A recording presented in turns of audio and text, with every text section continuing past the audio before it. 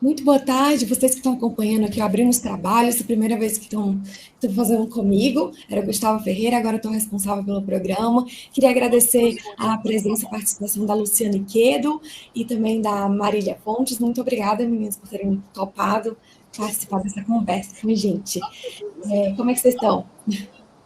Obrigada a Sempre você muito. pelo convite. Hoje a Também gente fico vai muito falar... feliz de estar com vocês. Ai, ótimo. Hoje a gente vai falar sobre Tesouro Direto, porque assim, nas últimas 2 semanas as taxas dispararam, né? E aí as pessoas ficam, nossa, é bom demais para ser verdade? Será que entra? Será que não entra? O que está acontecendo? Eu acho que, além de investir, acho que é interessante o investidor entender o contexto, né? O que está acontecendo. Aí eu queria começar perguntando para ti, Marília, que é justamente isso. Eu acho que antes das pessoas pularem para o título, eu acho que elas precisam entender por que esse prêmio tão grande está sendo oferecido, né? Quando a esmola é muito grande, o santo desconfia, sempre falam isso. Então, assim, o que exatamente trouxe essa curva até aqui? Né? O que a gente viu para a gente chegar nesse pico agora, desses acima de 6% de juro real aí no Tesouro IPCA, por exemplo?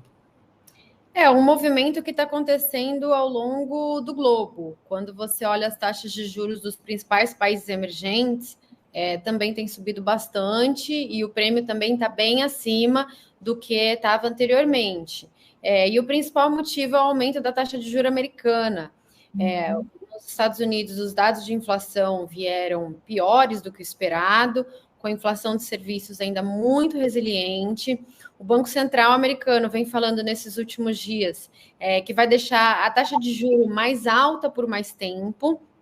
E se o prêmio dos Estados Unidos, que é o país tido como livre de risco mundial, se o prêmio dos Estados Unidos é muito alto, o nosso prêmio, o prêmio as taxas de juros longas, né, dos países emergentes não podem ser muito baixas, senão os investidores simplesmente saem daqui e vão investir lá, que é um movimento que está acontecendo ao longo aí de todo o globo, inclusive com a valorização do dólar. Então, é um movimento global, não tem tanto a ver com o Brasil especificamente, apesar da gente ter uma questão fiscal, né?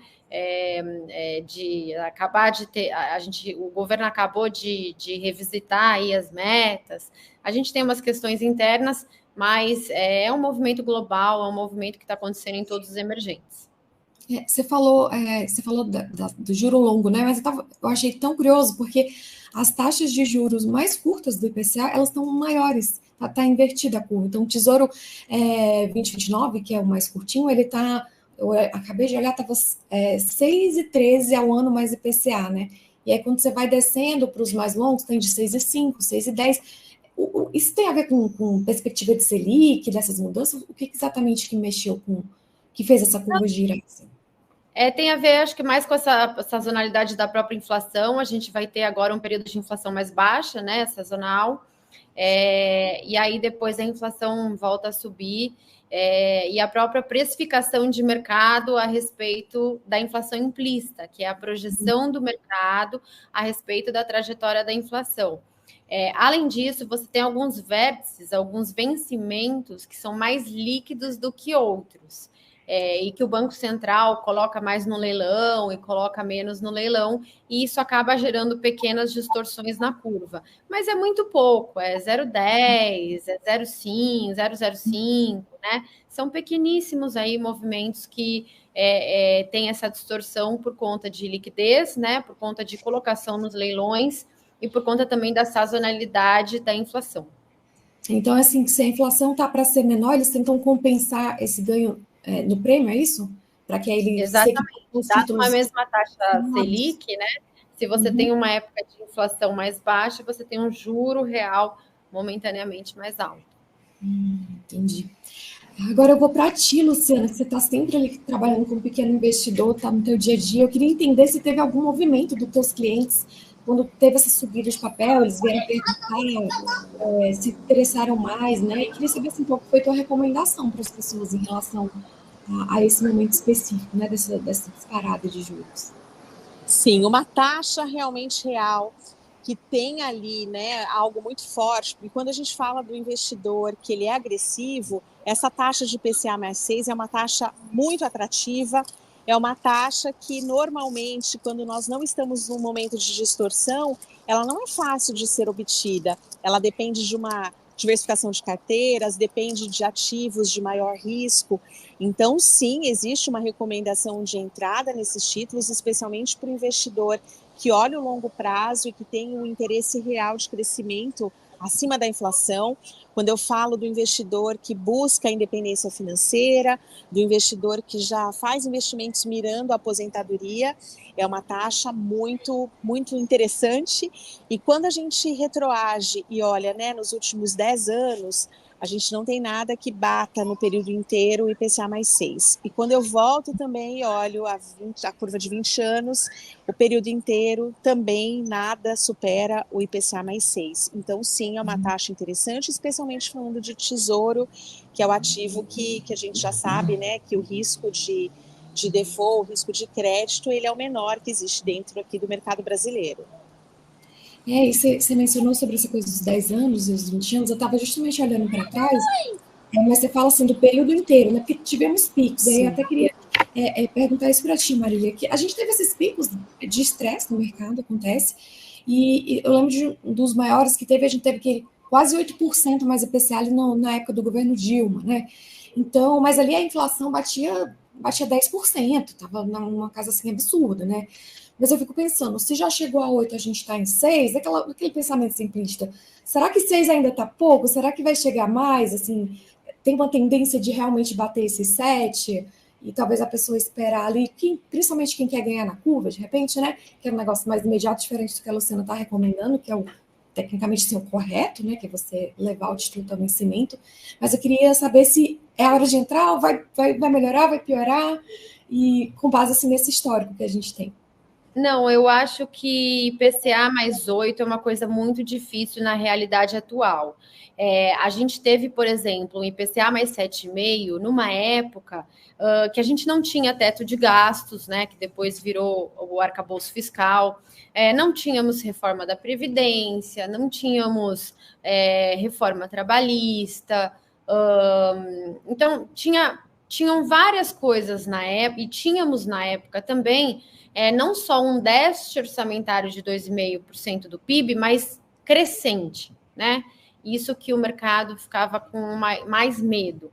Então, de lá para cá, a gente teve melhoras importantes do ponto de vista institucional. E o próprio Congresso, como promotor, guardião, digamos assim, do orçamento, né? Evitando pautas-bomba e tudo. Então, acho que a gente teve uma melhora. E acho muito difícil a gente ir novamente, na situação atual, para uma taxa acima de IPCA mais 6,5, por aí. Eu acho que isso ficou no passado e depois disso tiveram duas reformas importantes, o teto de gastos, que virou arcabouço, que impediria que isso acontecesse. Lembrando que no arcabouço, se você não cumpre a meta fiscal, você tem alguns gatilhos que são acionados e que evitam o crescimento dos gastos nos anos seguintes. Então, aquela situação que a gente viu de déficit grande e crescente não caberia, né, numa situação atual. Então, eu acho que essa taxa é muito próxima do teto. É claro que o mercado, às vezes, ele exagera nas precificações, né? Você vê top, o mercado vai para preços absurdos. Então, sempre tem alguma probabilidade, mas eu acho que a gente está muito próximo do teto, se não tiver no teto, e acho sim que a tendência ao longo do ano é de queda nas taxas de juros, e quem quiser ganhar com marcação a mercado, eu acho que vai ter um ano muito feliz. Então corre agora, né? Eu ia perguntar isso, assim, quem investiu lá atrás, acho que foi um bom negócio, né? Tava tudo tão certo, a pessoa foi lá e arriscou naqueles 8%, 7%, e hoje está aí. Não venceram esses títulos ainda, sei lá, 2035. Então, essa pessoa está no topo da onda, assim, da marcação ao mercado, né? Então, agora talvez seria uma janelinha para entrar, para tentar conseguir dessa maneira. Assim, quem comprou os títulos a IPCA mais 7,5, 2 anos depois, eles já estavam operando a IPCA mais 4, 4,5. Quer dizer, se você... É importante as pessoas entenderem isso. Se você comprou um título a IPCA mais 7,5 e agora ele está IPCA mais 4,5, Este título, a partir de hoje, não rende mais IPCA mais 7,5. Ele rende IPCA mais 4,5. Ah, Marília, mas cadê toda a diferença entre o meu IPCA mais 7,5 que eu contratei e o meu IPCA mais 4,5 que você está me falando que eu estou rendendo agora? Toda essa diferença já está na sua conta, através da valorização do título pelo efeito de marcação a mercado. Então, se você não quiser levar até o vencimento, porque você tem algo melhor do que IPCA mais 4, você não precisa levar a vencimento. Agora, se IPCA mais 4, para aquela realidade macroeconômica, é uma taxa excelente, é uma taxa que vale a pena continuar, aí você, como investidor, consegue continuar e levar o título até vencimento. É uma opção sua, levar ou não a vencimento. Mas a queda das taxas e a valorização de marcação a mercado, ela é imediata. Isso é tão curioso, porque eu já conversei com algumas pessoas, né? Ah, não, mas eu não vou soltar meu título, porque ele paga 8, e agora tá 5. E eu nunca tinha pensado nisso, que na verdade você tem que comparar com a taxa atual, e não com a que você comprou, né?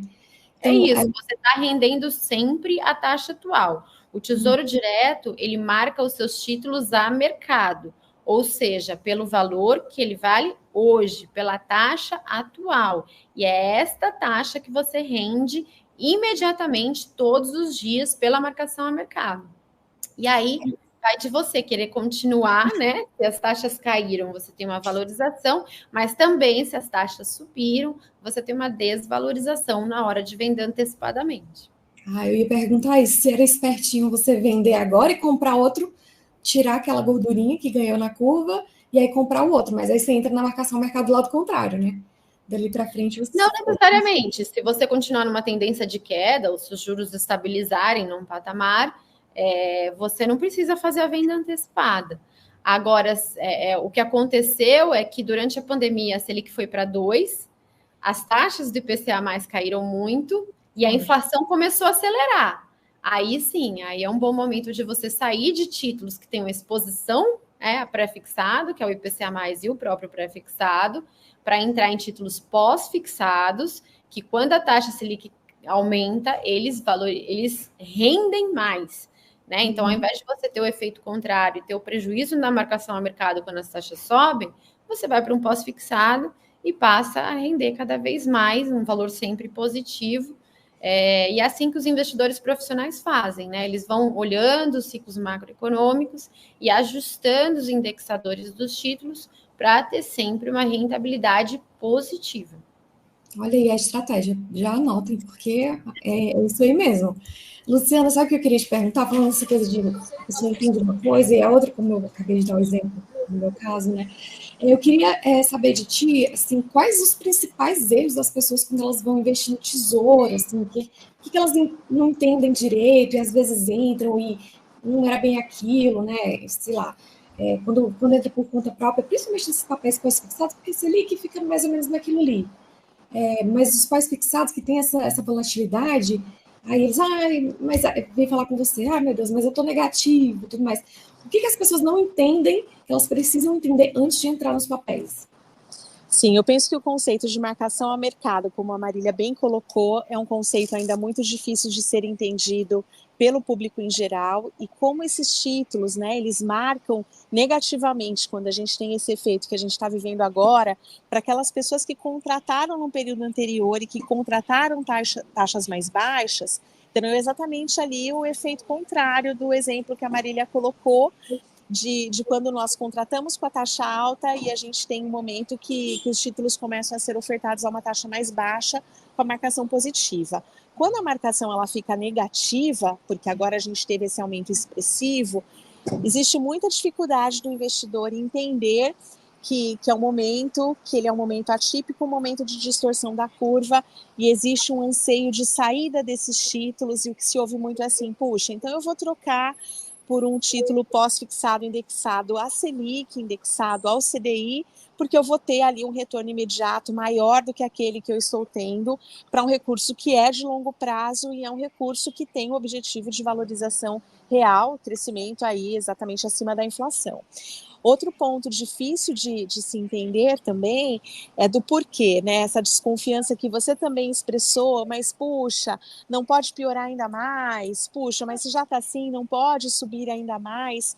E existe uma tendência de esperar o momento ideal, mas as aberturas e fechamentos de curva, elas acontecem de forma muito acelerada e muitas vezes perde-se essa oportunidade de janela de entrada.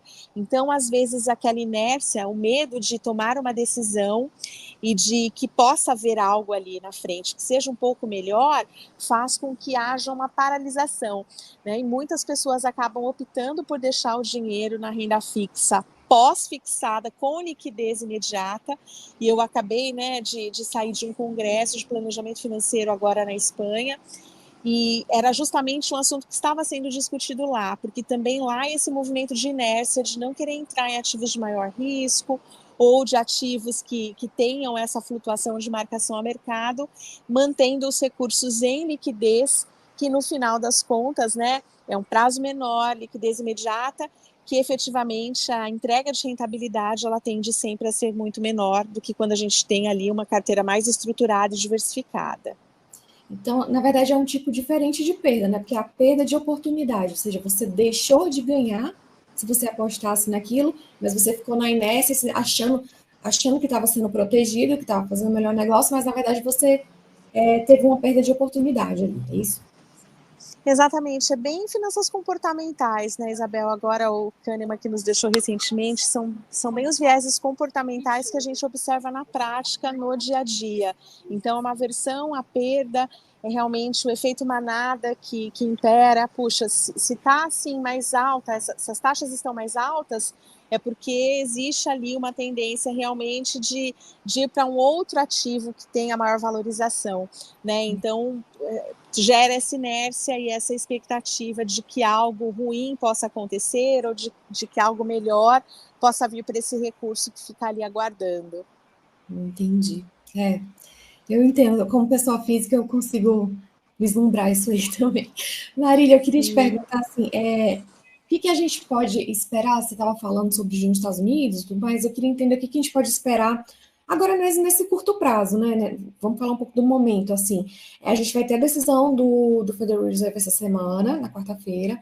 Semana que vem a gente já tem Copom e tem muito burburinho aí rolando no mercado. Eu queria entender quais são as variáveis, né, desses dois eventos, Copom e Fed, que podem mexer com esses, interferir nesses juros que a gente está vendo hoje. Eu quero saber assim, se for por esse lado, a gente vai ver nas próximas semanas cair, ou vai ver subir. Então, eu queria entender, fazer essa correlação. Ficou sem áudio. Opa. Na questão do Fed, os membros têm falado que vão esperar um pouco mais até terem mais confiança a respeito da trajetória cadente da inflação americana, para então tomar uma atitude de redução de taxas de juros. Apesar de, assim, o mercado no começo do ano precificou que ele poderia ter uma queda já logo no primeiro trimestre, e aí depois foram jogando para o segundo, para o terceiro, e agora estão falando no último trimestre que poderia ter uma ou mais quedas. Mas independente do momento que for acontecer a queda, o que a gente vê nos Estados Unidos é que os dados de atividade estão melhorando bastante. Então, quando você vê dados de PMI, próprios dados de emprego, né? Número de vagas, candidatos vaga, salários,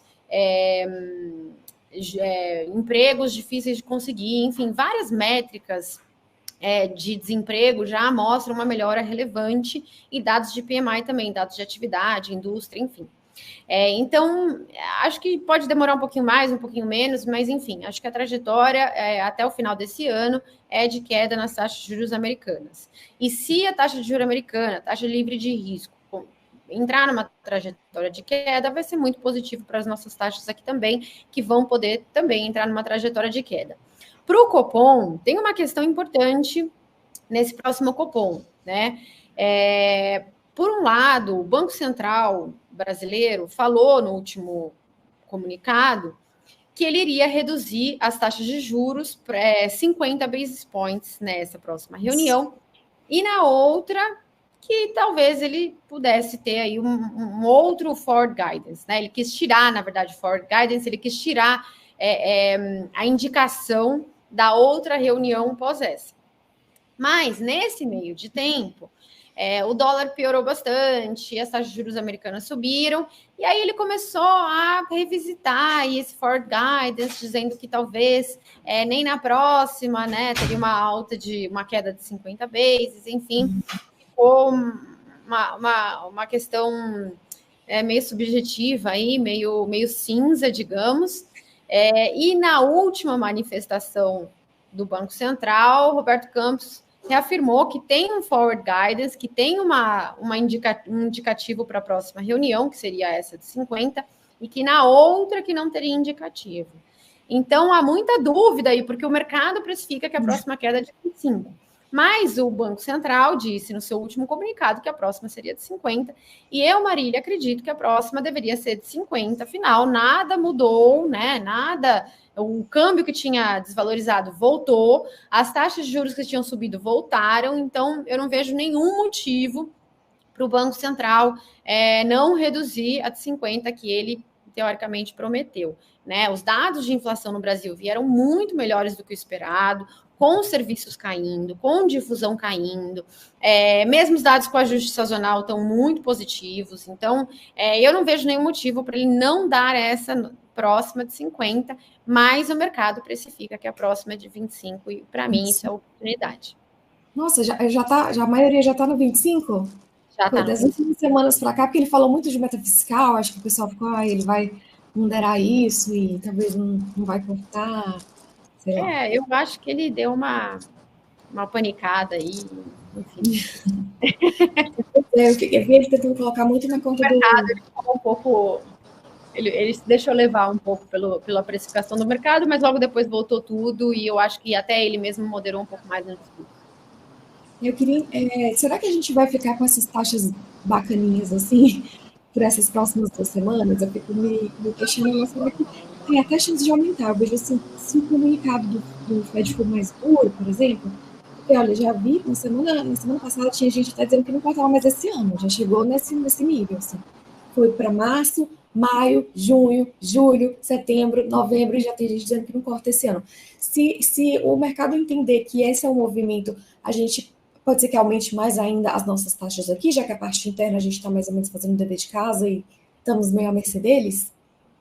Pode, sempre pode, mas não é o meu cenário base, né? Assim, como eu disse, o Banco Central, no final das contas, ele tem que seguir o fundamento. E o fundamento americano, pelo menos o fundamento da atividade, a gente percebe que as taxas de juros no patamar atual estão fazendo um grande efeito na economia.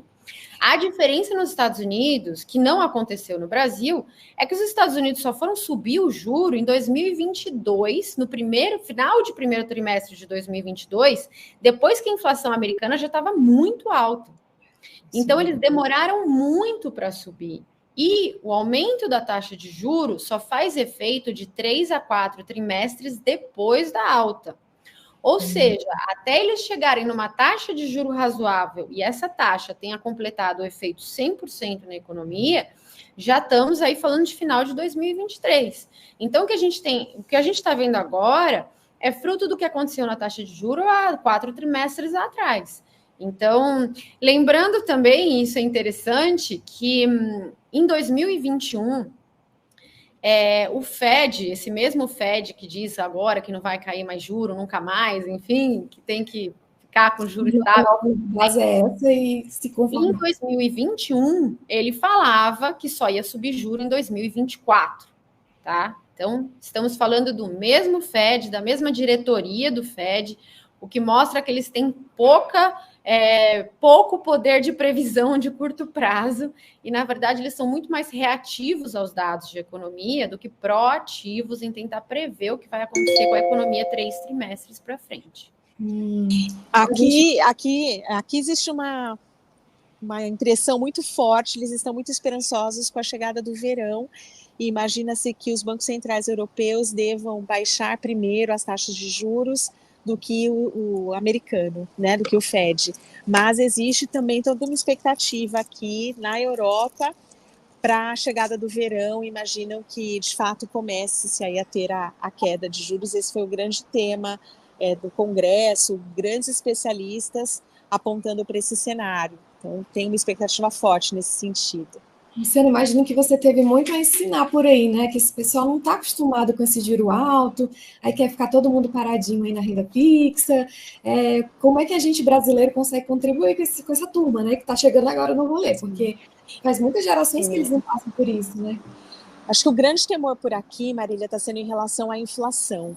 Então, acostumou-se com uma inflação baixa e esse patamar de inflação foi algo que eles viveram na Europa lá na década de 70, né, final da década de 70, começo da década de 80, e eles não estavam mais acostumados a viver num cenário de inflação. Então, o grande desafio aqui dos assessores de investimentos está sendo, de fato, em ter uma entrega real acima da inflação.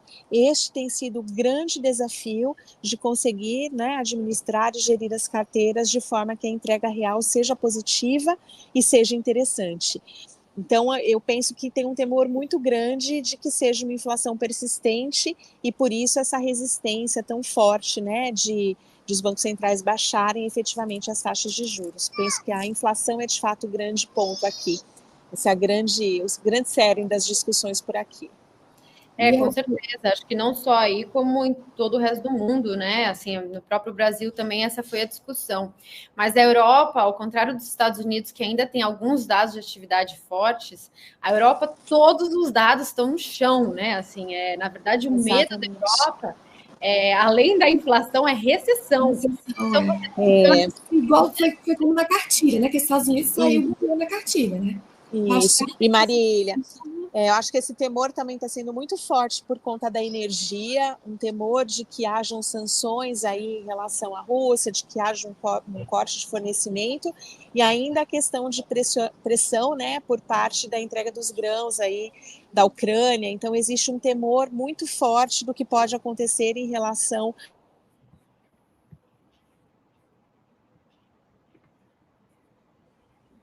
acho que forte e voltou. Existe um temor forte em relação à inflação também por esses conflitos, né, que estão acontecendo simultaneamente no mundo, e isso acaba tendo muito mais proximidade aqui com o mercado europeu. Gente, a gente está com algumas perguntas aqui. O Rodrigo Bonatti, ele perguntou como é que fica o caso dos pré-fixados. Eu realmente também tenho essa dúvida, né? Até para entender se eles estão num patamar bacana, a gente tem falado muito de PCA, mas eles são títulos bem diferentes, assim. Então, primeiro de tudo, essa taxa que está agora está também atrativa. E segundo, eu queria saber, vocês fiquem à vontade para responder qualquer uma das duas, se vai melhorar daqui para lá, não dá para saber, eu sei, mas se ainda tem alguma gordura, né? Se essa taxa que a gente viu esse pico, se ele deu uma gordura, porque até então a gente teve até, sei lá, um copom para trás, já falavam que, não, pré-fixado já não tem mais. Pré-fixado não adianta, quem tinha que ganhar no pré-fixado já ganhou, agora não tem mais. Eu queria entender se isso mudou a partir desses últimos acontecimentos. A gente percebeu aí um aumento um pouquinho das taxas de fato, né, nas últimas 2 semanas, mas na minha visão o pré-fixado ele é bem mais perigoso, ele tem bem maior risco do que quando a gente fala de um título que pague, né, o cupom mais a inflação, porque a gente está com uma gordura menor e a gente teve no começo do ano ainda, né, de 24, taxas muito expressivas. Então agora, quando a gente olha taxas mais modestas, se a gente tiver qualquer virada, né, de tendência de subida de novo da Selic, a gente vai sentir aí na pele a marcação a mercado, a gente vai sentir na rentabilidade das carteiras de forma mais intensa. Então, eu tenho um pouco mais de cautela aqui de aumentar a exposição neste momento em pré-fixados, porque a gente teve uma janela de oportunidades muito interessante aí, né, final do ano passado, começo desse ano, com taxas mais gordinhas do que as que a gente está vendo agora nesse momento. Marília, qual que é a tua visão em relação a isso? Principalmente o que a Lu falou, né? De que pode ser que, enfim, as perspectivas para a Selic já estão mudando. Eu sei que você está mais otimista, mas já tem gente aí achando que o ciclo vai terminar, né? Esse ciclo agora vai terminar mais alto do que achavam, que seria antes, enfim. Como é que fica o pré-fixado em relação a essas novas perspectivas de Selic mesmo? Uhum. Os pré-fixados, eles já embutem nos preços esse cenário. Eles embutem que a taxa Selic vá para, grosso modo, 10, e que ao longo do ano que vem ela vá subir. Então, eu acho que, assim, eu fico imaginando o cenário que a gente teria que ter para a gente ter uma Selic quase não caindo este ano e subindo o ano que vem, com galípolo no Banco Central, né, que é um indicado do Lula. Então, assim, realmente já tem muita coisa ruim embutida aí. Agora, como a Luciana falou, o pré-fixado é um título mais arriscado, né? Então, assim, se você quer conservadorismo na gestão da sua carteira de renda fixa, o ideal é você ir para o IPCA+, né? Com certeza, tá perfeita essa colocação. Eu, como venho do mercado e gosto mais do jogo, digamos assim, eu acho essas taxas pré-fixadas uma excelente oportunidade para quem tem um perfil mais agressivo, para quem visa ganhos de marcação a mercado assim, ao longo desse ano, porque os dados de inflação, como eu falei, estão vindo muito positivos. Os últimos 2 dados, tanto o IPCA 15 da semana passada, quanto o IPCA de março, vieram com uma queda bem acentuada em inflação de serviços e núcleos de inflação. Isso me deixou mais animada. Antes eu estava só no IPCA+, né, por conta do conservadorismo e de todas essas questões fiscais, mas depois que eu vi esses dados do IPCA melhores, eu confesso que eu fiquei mais animada com o prefixado também. Né? Aí eu já aproveitei para colocar os dois e tomar um pouquinho mais de risco. Mas, de novo, claro, o meu perfil é um perfil mais agressivo. Eu imagino que não seja o perfil da grande maioria dos investidores de renda fixa. E eu concordo com a Luciana, o IPCA mais 6 é difícil você perder dinheiro. Né? Então, para quem tem um perfil mais conservador, é um risco, é um ativo, um título que tem prêmio, que está pagando bastante, que se você for ver historicamente, acho que não teve nenhuma vez na história que você perdeu dinheiro investindo no IPCA mais 6. Então, assim, realmente, para quem tem uma carteira conservadora, é mais indicado. E quando a gente avalia, né, Marília, quando a gente avalia as taxas do pré e compara, né, as perspectivas positivas de inflação com um prêmio desse de acima de 6, realmente é difícil, né, para o conservador e para o longo prazo, para esse conceito de aposentadoria, a gente tem um olhar de, puxa, vamos carregar um pouquinho mais a mão. Com as taxas mais gordinhas antes, a gente tinha feito bastante isso, né? A gente chegou a ter pré-fixado a 16, 17, né, num curto período aqui de tempo. Mas aí eu já acho que era outro cenário, né? Assim, sim, era com um certeza. Cenário sem arcabouço fiscal, sem reforma trabalhista, sem reforma da Previdência, assim, era um cenário realmente que dava muito medo da situação fiscal brasileira, né? A gente não via um pouco de luz no fim do túnel. Eu acho que isso foi levemente resolvido, assim, acho difícil a gente ver um cenário desse, você teria que revogar o arcabouço fiscal, que é uma decisão que não depende do presidente, mas sim do colegiado do Congresso, né? Que é um Congresso que hoje eu vejo como mais centro-direita. Então, acho que é difícil, seria mais complicado isso acontecer. Quando a gente compara o pré-fixado com o IPCA+, a inflação implícita está girando em torno de uns 4,5%, sendo que a meta é 3%, né? A meta de inflação é 3%. Então, o mercado, de novo, está colocando bastante prêmio, né, em relação à meta. O mercado está colocando que o Banco Central, em média, pelos próximos anos, não vai cumprir a meta de inflação. Então, assim, tem prêmio? Tem prêmio. Agora, você tem que ter, assim, é uma questão, né? Você tem uma mudança do Banco Central, né? Uma mudança do Roberto Campos para possivelmente o Galípolo. Então, é um risco. Você tem que estar muito afim de tomar esse risco. Exatamente. E a gente está tendo um estímulo muito forte também ao consumo, né? Então, nós vimos várias medidas do governo, o Desenrola Brasil, uma retirada de negativação de nomes com vários programas diferentes, agora um programa novo de aceleração ao crédito para o micro e pequeno empresário, estímulo à casa própria, à construção, que isso acaba também gerando aí, né, uma cadeia de valor interessante. Então, são Pagamento de ações que estimulam o precatórios, consumo. Pagamento de precatórios, pois é. Tinham pessoas esperando os precatórios há 30 anos e agora foi assinado, e essa semana deve ser liberado, e é um valor expressivo que será, né, aportado na economia. Então, tudo isso deve estimular a economia real e estimular o consumo, de fato. Mas aí me preocupa que aí a inflação também pode subir com esse contexto, né? E fica aí os dois lados da moeda aí. Marília, chegou uma pergunta para você. É a Rebeca Alves que está te perguntando. Ela falou sobre os fundos de debêntures incentivados, um outro assunto que também está muito na crista da onda. Você acha que esse cenário, que nesse cenário o fundo seria promissor, mesmo com juros um pouco mais altos?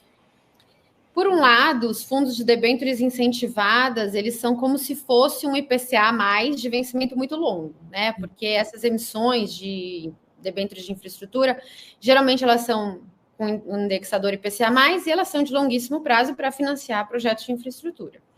Mas, na atual situação, eu não gosto de fundos de debêntures de infraestrutura. Por quê? A gente teve, por exemplo, em janeiro do ano passado, a questão das lojas americanas, né, a fraude no contábil das lojas americanas e a quebra da Light. E com isso, os spreads de crédito aumentaram muito. Então, se você pega janeiro do ano passado, você adicionar ao risco de duration, né? Por exemplo, a vontade de você fazer marcação a mercado, pegar um juro pré-fixado longo, adicionar um prêmio de crédito era maravilhoso, porque para um risco AAA, o mais seguro possível, você encontrava spreads de 1 a 1,5% acima da NTNB. Então, era um cenário maravilhoso, que você corria risco de crédito, mas você era muito bem remunerado. Agora, você está no movimento inverso. O fechamento dos spreads foi muito importante. Então, o que era 1,5 acima, está meio acima. E, além disso, você teve uma mudança nas regras dos fundos de exclusivos, né, que passaram a ser tributados, e você teve também a mudança nos isentos, nos CRIs, CRAs, LCIs, LCAs, que você teve uma redução da oferta muito grande. Então, esses títulos, as debêntures de infraestrutura, ficaram muito demandados, né? Todo mundo começou a ir por conta da isenção e do prazo longo e do indexador IPCA+6. Então, hoje em dia, para você conseguir um IPCA+6, você tem uma série aí de títulos de debêntures de infraestrutura que você pode pegar para longuíssimo prazo. Então, a demanda cresceu tanto que os spreads caíram. E hoje em dia você está tomando risco de crédito, risco de projeto de infraestrutura, muitas vezes projetos de infraestrutura que não estão nem performados, ou seja, que o projeto ainda nem começou, né? É só capex e queima de caixa. Com um spread, com um prêmio a mais que você vai receber em cima da NTNB muito baixo. Uhum. Então, você não está sendo compensado pelo risco que você está correndo. Então, por isso, eu não gosto. Eu prefiro que, se você vai para um IPCA mais longo, que você vá para o Tesouro Direto. Eu acho que as pessoas pensam muito nesse débito incentivado porque justamente não tem o imposto de renda, né? Então, eles têm ganhado muita atração, esses fundos, por causa dessas mudanças que a gente teve de LCI, que teve de CRI, dos fundos exclusivos também, como você comentou. E eu acho que as pessoas acabam indo com sede ao pote em relação a não pagar imposto, mas de repente acaba entrando numa coisa que não entende o risco daquilo ali, né? A avaliação do risco às vezes é feita de maneira bem mais leve, mais soft do que deveria ser, né? E não se avalia corretamente o quanto você tem ali de compensação, né? Exatamente pelo risco a mais que você corre. E com as NTNs-Bs pagando aí taxas gordinhas, taxas robustas, acima de 6, esse ponto de avaliação de risco para entrada, ele se torna extremamente relevante. Bem como a Marília colocou. A gente tem vários ativos não performados, projetos não performados que estão na fase de investimento, com promessa mesmo de entregas bem robustas, expressivas, mas que a gente ainda não tem o projeto rodando de fato. Que então aquilo também que foi prometido pode ser que não tenha performance esperada, né? A gente está falando de obras de infraestrutura e obras sempre podem ter atrasos, pode não acontecer no prazo esperado, a gente pode ter problemas também em relação ao orçamento inicialmente previsto.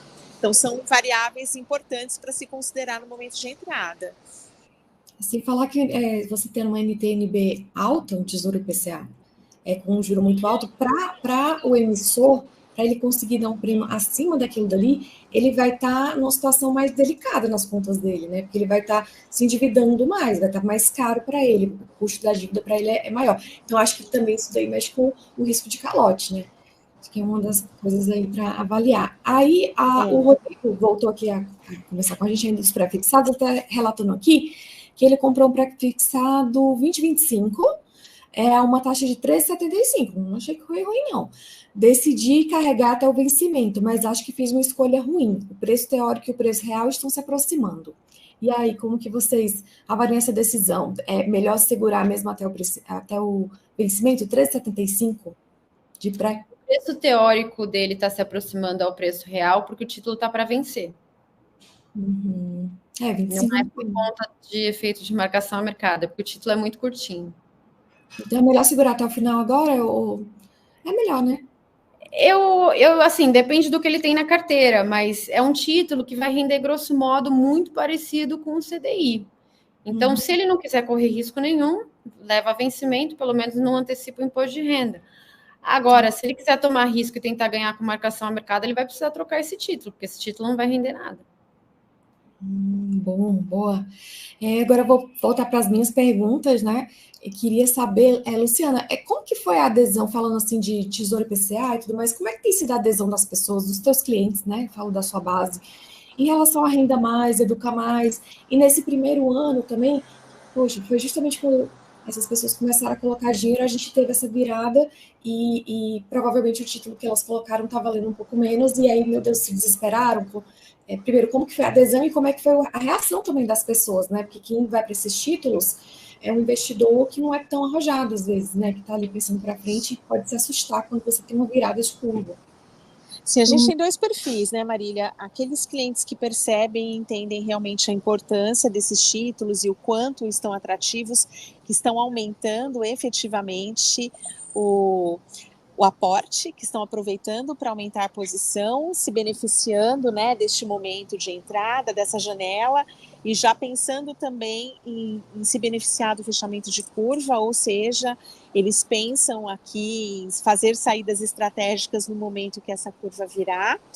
E a gente tem algumas pessoas que são esses investidores mais conservadores, investidores que estão iniciando no processo, que ainda comparam mesmo com o CDI no curto prazo e que acabam não avaliando esse cenário, né? Os cenários que precisariam acontecer para que houvesse um estresse maior daqui a 1 a 2 anos, por exemplo.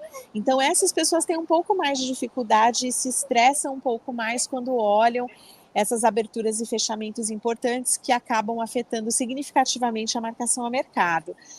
Quando a gente fala do Tesouro Renda Mais, né, existe até uma discussão muito forte, assim que foi lançado também entre os próprios planejadores financeiros, uma discussão forte lá dentro dos profissionais, né, da Planejar, por exemplo, se valia muito a pena ou não, e a gente ainda percebe aqui na prática, né, não sei como a Marília também tem visto isso, mas uma preferência pelos títulos NTN-B puros mesmo, que se olha aqui uma maior liquidez para entrada e saída de acordo com o cenário. Então, eu percebo ainda um movimento muito mais intenso, olhando, né, as NTNs-Bs, especialmente as que têm pagamento de cupons semestrais, intercalando, né, os títulos pares e os títulos ímpares para a composição de fluxo de caixa, do que propriamente com o Tesouro Renda Mais, que também as taxas subiram expressivamente aqui, né, nas últimas 3 semanas, 4 semanas. E assim, vocês duas falaram bem do IPCA+, aí do NTN-B, é um título que eu também particularmente gosto muito, então a gente está só falando bem, mas eu queria também dar um oi para as pessoas que não têm perfil para investir nesses papéis, assim, quem que não deveria, então, investir nesses papéis, por mais que seja uma oportunidade ótima, mas quem não tem o perfil? Eu penso que, especificamente quando a gente fala de investidores que têm uma capacidade financeira ainda restrita, que ainda não estão numa fase, né, de ter uma carteira maior, mais robusta, e que possam ter diversificações que incluam esse tipo de título, esse tipo de ativo, precisam tomar mais cuidado. Aqueles investidores que têm data para usar esse recurso, então, quando a gente fala aqui, né, de um recurso de curto e de médio prazo, com data para ser usada, tem que ter um pouco mais de precaução. Os investidores que se estressam ao ver a marcação a mercado ali e que ficam acompanhando o saldo diário da sua conta sem avaliar conjuntamente as perspectivas de cenário, todos os pontos, né, que poderiam gerar esse estresse e por que isso poderia ser ruim efetivamente, e que preferem simplesmente assim, eu não quero ter essa emoção, não quero ter essas borboletas no estômago, não quero ter meu coração disparando, de olhar uma variação de saldo diariamente na minha conta. Então, para quem tem ainda essas restrições, né, e que prefere, às vezes, ficar ali com feijão com arroz, o mais tradicional, e olhar ali efetivamente uma variação menos volátil ali da própria carteira, são pessoas que não deveriam, né, fazer essas opções, porque são opções que em algum momento, né, e quando a gente fala que a curva ela vai virar, ela não é instantânea. Eu não vou comprar um título hoje e eu vou ter certeza que eu entrei no melhor momento e que a partir dali eu só vou ter uma variação positiva e a marcação ao mercado será positiva. Pode ser que ainda haja um pouco mais de estresse, pode ser que a gente está falando aqui que ainda tenha um pouco mais de aumento, ainda que improvável, né? Então é preciso avaliar tudo isso antes de aumentar a posição ou de fazer a entrada quem ainda não faz esse tipo de aposta. Acho que a saúde mental, então, vale um pouco mais que esse ganho aí que a pessoa pode ter para quem não tem o estômago. Depende, né, Isabel, de como a própria pessoa ela entende as emoções que a carteira de investimentos e a variação ela vai ter nela, né? Então, quando a gente fala de aversão à perda, ela traz aqui uma emoção muito mais forte do que quando nós falamos de uma emoção positiva com ganho. Então, não é proporcional, né? Quando eu percebo ali que houve uma marcação a mercado positiva e que teve uma variação grande, ou que os ativos de renda variável subiram expressivamente, que trouxeram ganho para carteiras de curto prazo, o que se traz de benefício às vezes não é tão grande quando se tem uma perda expressiva, que a pessoa ela olha e vê uma marcação negativa na carteira, né? Que são ativos que podem ter ali, trazer, apesar de ser uma carteira de renda fixa, a gente teve aqui agora, no mês de março, a gente teve de novo no mês de abril, carteiras de renda fixa que tinham exposição, né, IPCA+, e que rodaram negativas. Então é importante que se avalie isso, né? O perfil do investidor, que vai envolver o conhecimento de mercado, envolve ali a capacidade para correr risco e a disposição em correr esse risco, a gente não pode deixar de lado, a gente tem que considerar nesses momentos.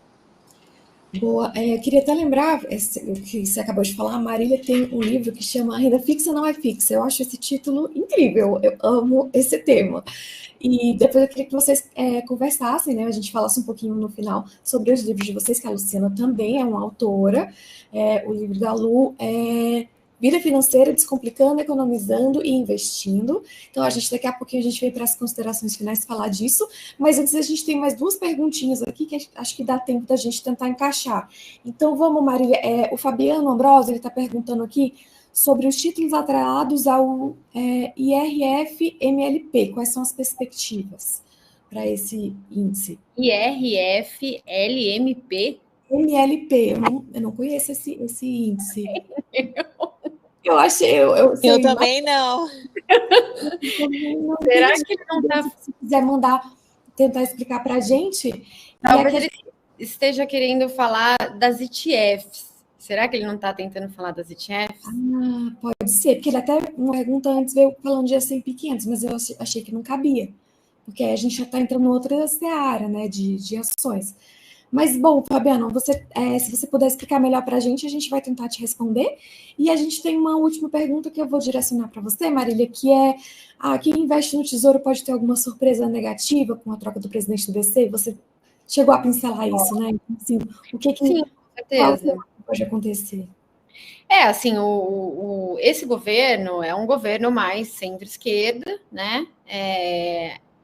Apesar de ser muito mais pragmático, por exemplo, do que o governo Dilma foi.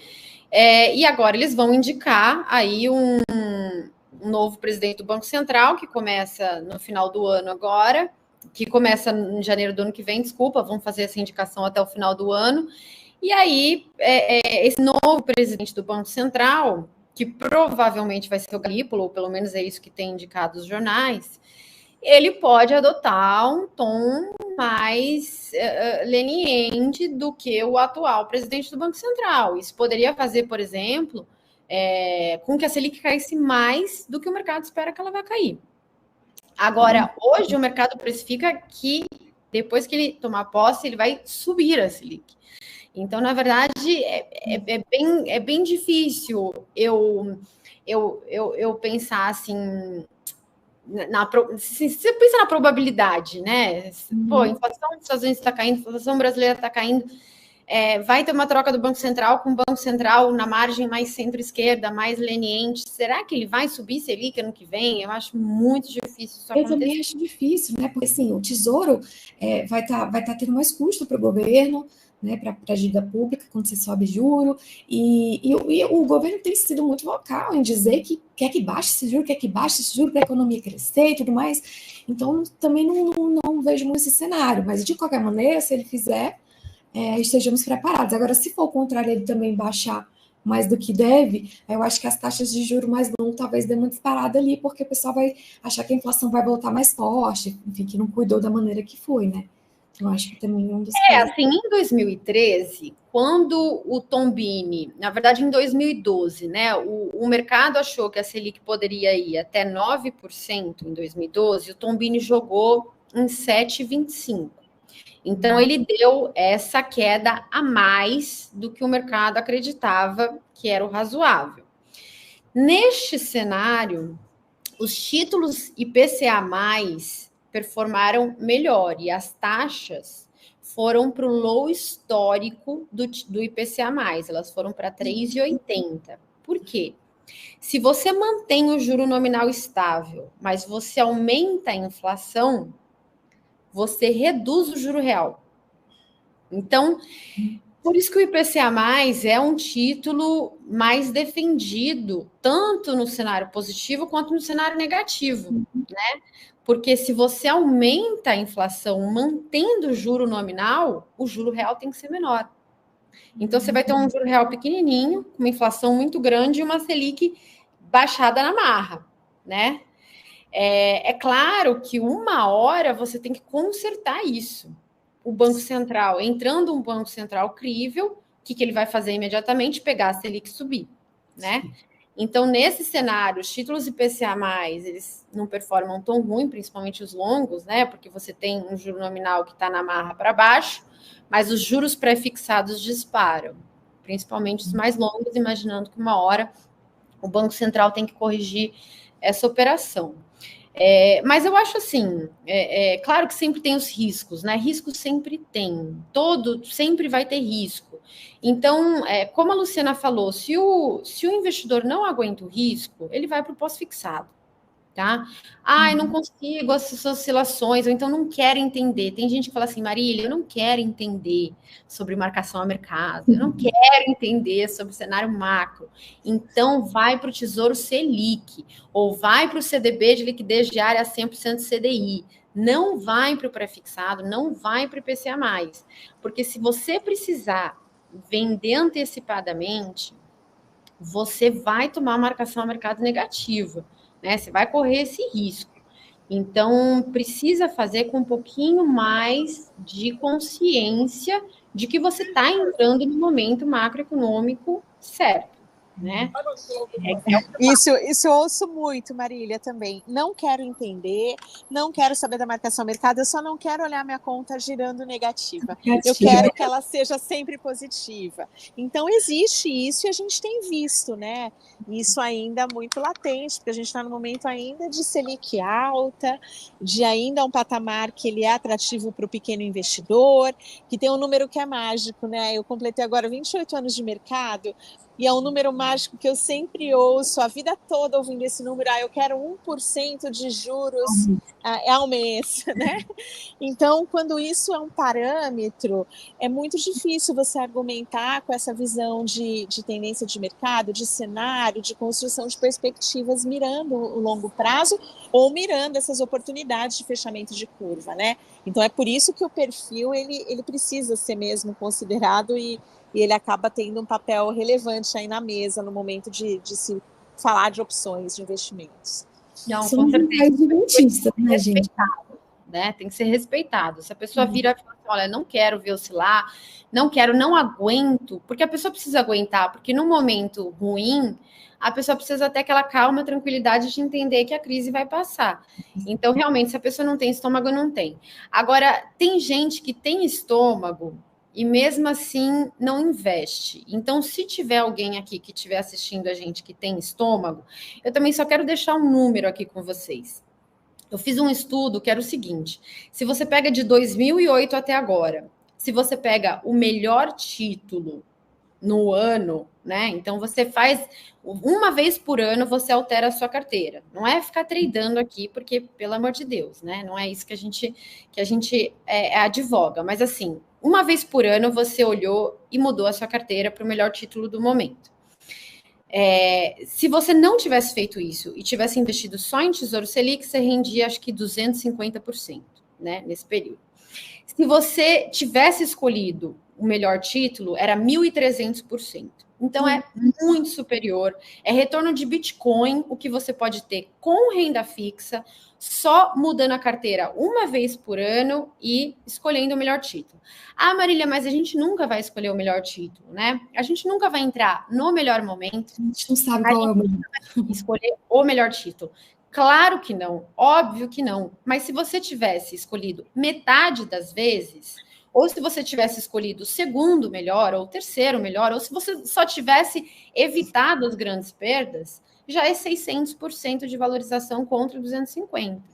Então, às vezes tem gente que vai para ações achando que em ações você tem uma grande rentabilidade e a pessoa perde os grandes movimentos de marcação ao mercado de renda fixa com títulos do governo.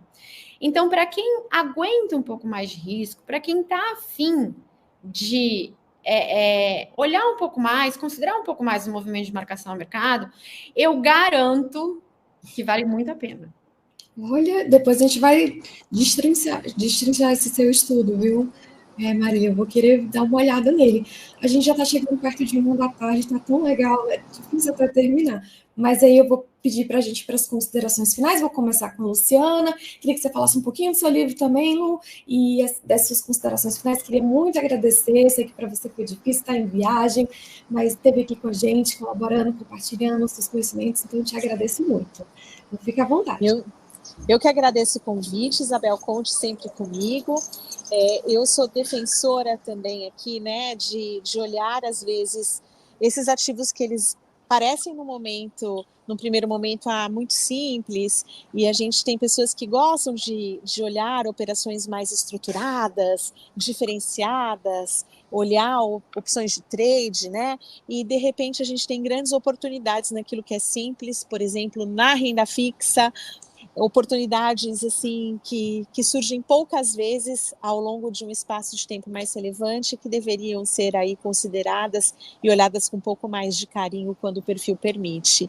O meu livro é o Vida Financeira, Descomplicando, Economizando e Investindo, que eu defendo que qualquer pessoa, em qualquer momento, em qualquer estágio da vida, sem precisar ter conhecimentos muito complexos, conhecimentos estruturados, de ter se dedicado ao tema, né, por uma vida toda, que possam aí efetivamente começar a investir, cuidar melhor dos próprios recursos, porque no final do dia as pessoas trocam horas de vida por trabalho e trabalho por dinheiro, e quando a gente cuida bem do dinheiro, a gente está cuidando bem da própria vida.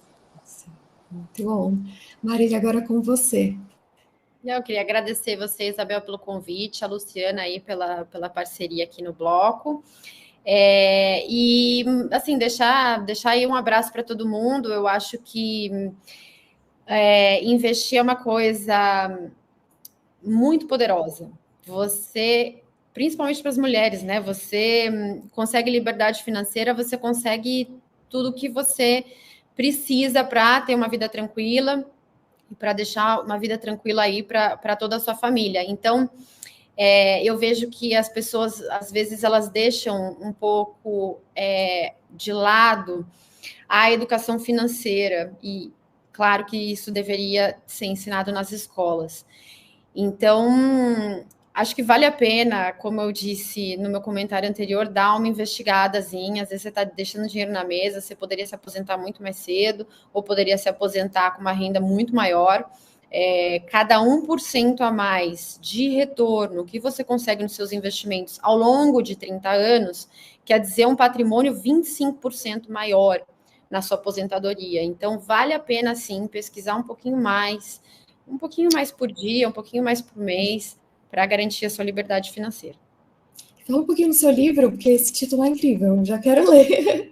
O Renda Fixa Não É Fixa é um livro que ensina exatamente como você ganhar 30%, 40%, 50% com renda fixa e com a marcação a mercado.